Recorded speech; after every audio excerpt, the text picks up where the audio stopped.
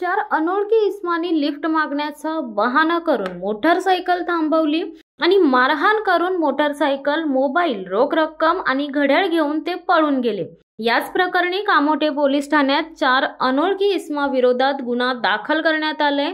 केशव सोनवणे हे करंजाडे गाव सेक्टर 4 येथे राहत असून 7 डिसेंबर रोजी रात्री 9 वाजण्याच्या सुमारास ते जुईगाव येथे गेले होते।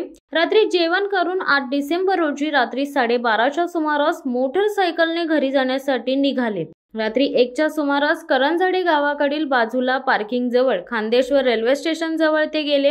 ते मोटरसायकलवरून घरी जात असताना चार अनोळखी इसमांनी थांबून लिफ्ट मागितली आणि हॉटेलला सोडण्यास सांगितले। त्यावेळी त्यांना नकार दिल्याने त्यातील 2 इसमांनी त्यांना गाडीवरून खेचले व मारहाण करून हातातील घड्याळ, खिशातील मोबाईल आणि रोख रक्कम 9,000 रुपये खिशातून काढून घेतले व त्यांना लाथाबुक्क्यांनी मारहाण करून बाजूला ढकलले। त्यानंतर ते सोनवणे यांच्या मोटरसायकलवर बसून तेथून पळून गेले।